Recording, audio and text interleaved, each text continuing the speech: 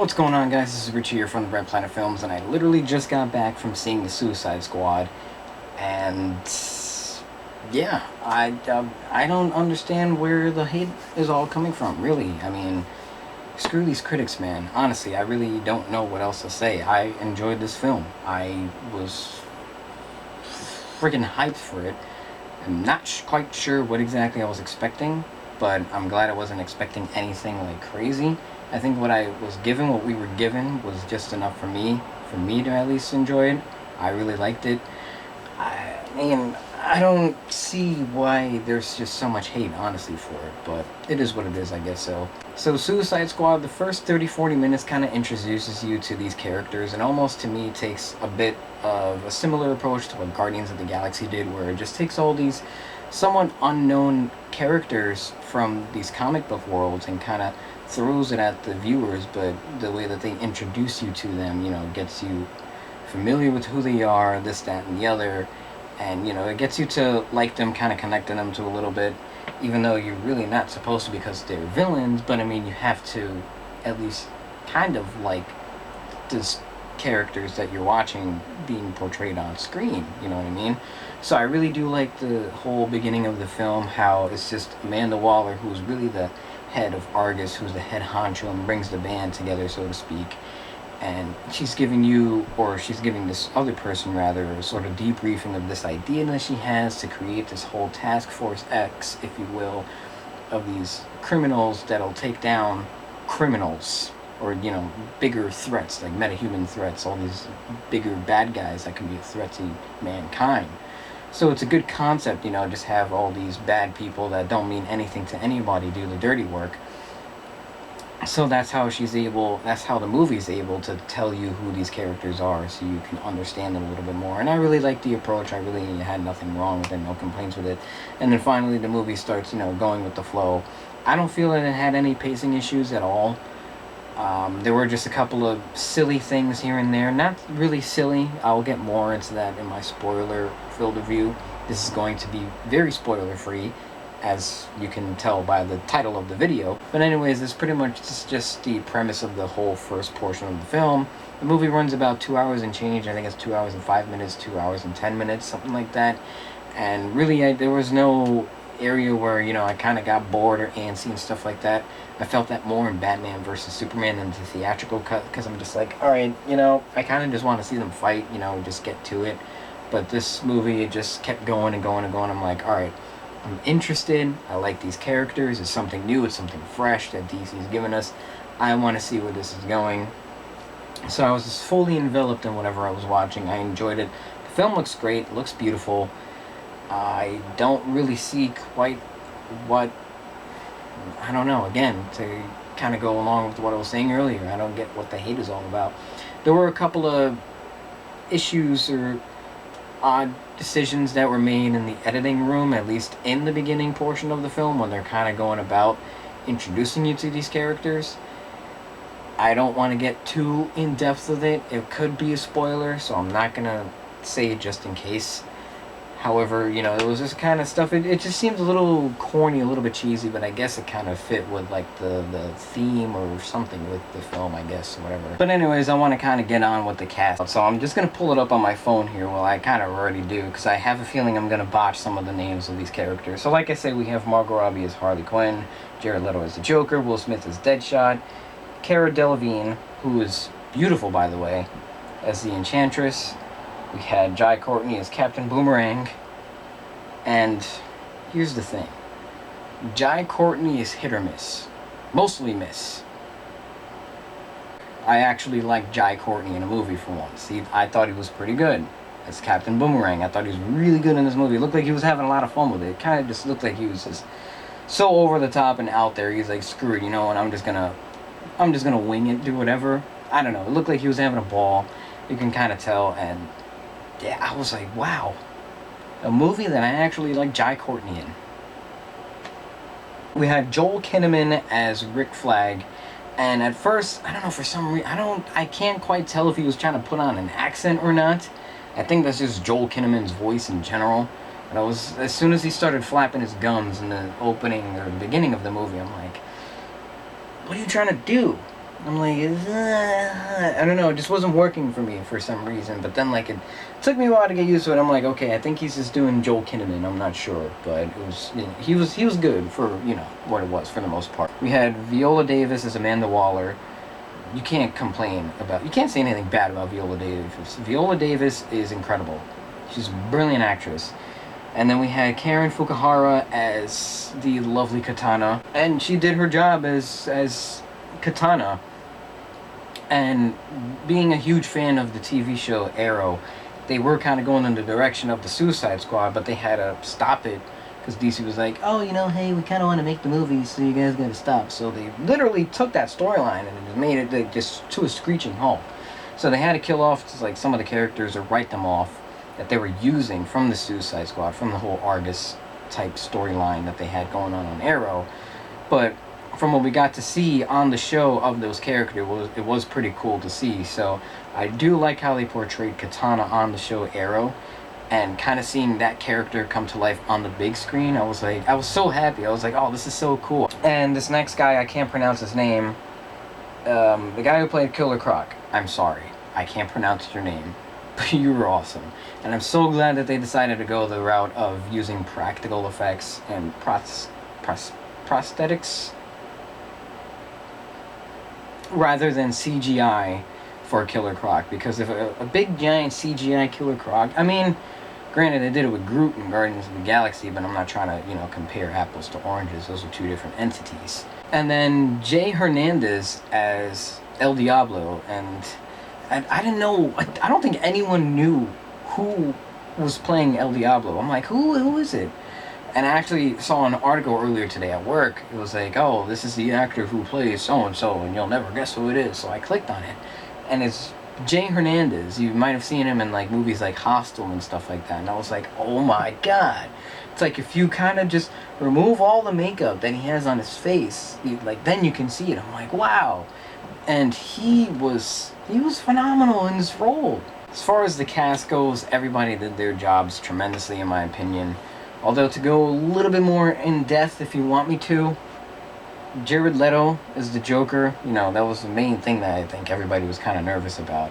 And another thing, too, that I've been seeing online, you know, rummaging on the interwebs, was that there wasn't enough Joker in this movie. Okay, I can understand where you're coming from, but at the same time, this wasn't the Joker movie. This was the Suicide Squad.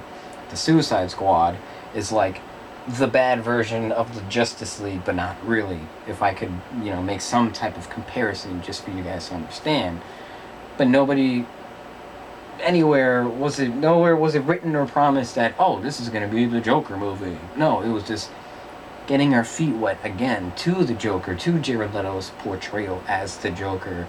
And from what we saw, in my opinion, I thought it was very short but sweet. I liked it. I enjoyed it. I like where he took the character. A couple of his nuances and stuff like that, the little mannerisms and some of the stuff that he does. There's just one hilarious scene where he's kind of interrogating a guy, that's all I'll say.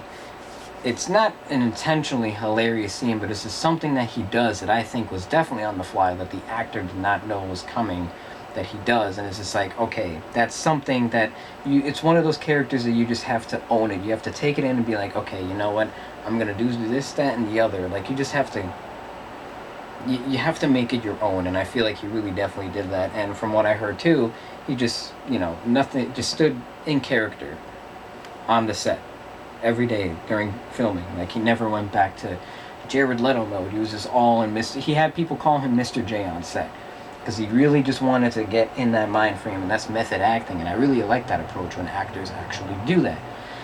Not a lot, I feel, do that nowadays, so it's kind of cool to see somebody who's like not really even necessarily an actor, because he's more of a musician. He's the lead singer for 30 Seconds to Mars, and here he is playing the Joker and owning it.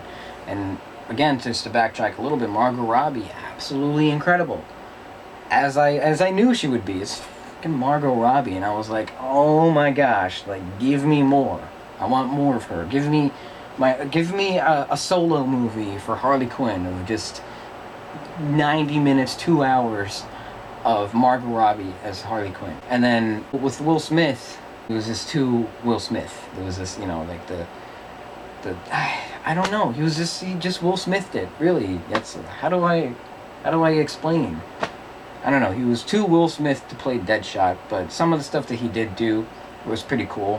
One minor complaint, it's not even a huge big deal, was that I kind of wish he had the mask on more, but it's just like, hey guys, it's Will Smith. Remember. Overall, the story is very simple to kind of go along with. It's not asking you to kind of pay attention or any of that crazy stuff. Not like Batman vs. Superman, where if you're not familiar with the source material, you're going to be like, what's going on here? What's going on there?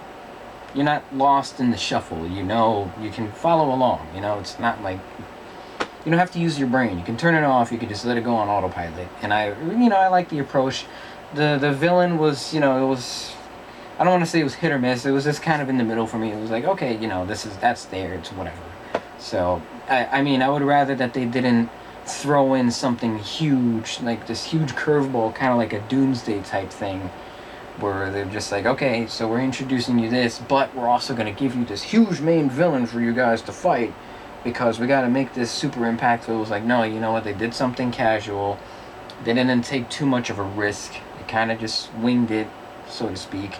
And I think it worked for this movie, to kind of introduce the people to it, because you don't want to just throw too much or cram too much into that. You don't want the Amazing Spider-Man 2 effect at all. And I don't think this movie had that at all. I think it was fairly well paced. The introductions and all that stuff were very well done in my opinion, and I think it moved at a very steady flow, and I really enjoyed a lot of it. One other minor complaint that I do have was that you can tell there was a lot of stuff that was edited, kind of chopped out in some of the fight scenes. I don't know if it was because, it was no, this was definitely the reason why. It was a PG-13 movie. It was about as hard as a PG-13 movie can get before it's R-rated, like a light R-rated. You know what I mean? So it was just on the cusp of hitting what can just get you a rated R movie. You know what I mean? Just a little bit. But I feel like they should have went for the R-rated, the R-rated version of it. You know what I mean? Guarantee you, when the Blu-ray comes out, there's gonna be another ultimate cut or director's cut of this film, and it's gonna be like, oh, you know what? Here's an extra 20 minutes for you guys. When it's just include it in. We all know you wanted to make it R-rated. You just might as well have done it. You can just tell it wanted to be rated R so bad. And, it didn't undermine the film at all. I still enjoyed it. I still liked it. I thought the action scenes were very well done. However, it's just it's so frustrating. It's come on, just take a chance. I don't want every single comic book film to be rated R, but if it's necessary, just do it. Look at The Killing Joke, for example. That it's an animated film that's rated R, and a lot of people were I can see where people would say, animated films shouldn't be rated R, they should be for kids, but it's no, you can have R-rated animated film, you can have an R-rated any kind of film. Just if it works for the source material, if it works for the story, just go ahead and do it. Batman Arkham Knight, for example. Rated M for mature instead of a T rating for that game, and it worked. They needed it. It was necessary for the storyline. It would have just been watered down. If it's gonna help you enhance the story even more and some of the characters, do it.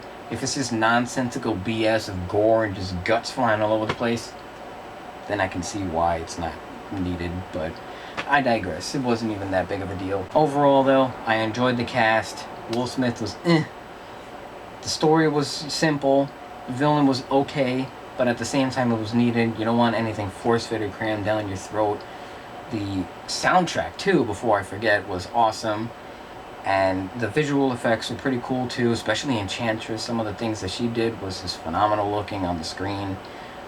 I really have no complaints with this film. I don't see where all the hate is coming from.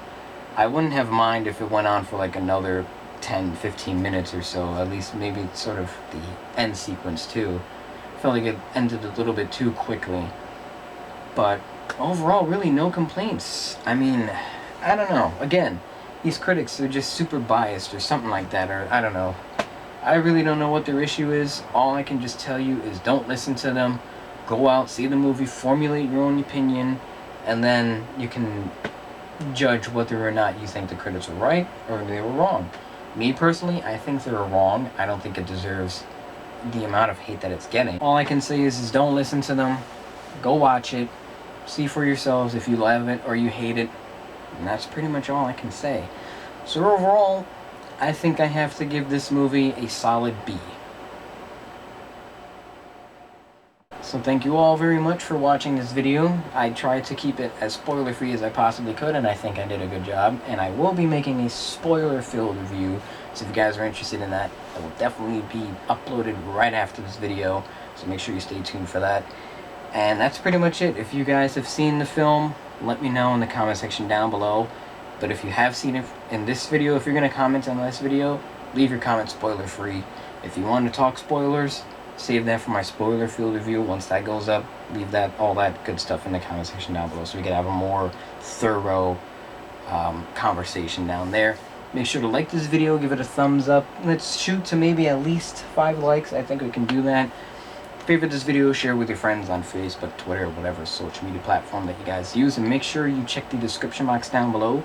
You will find the link to our gaming channel. We do video games and stuff like that. We're about 263 subscribers strong.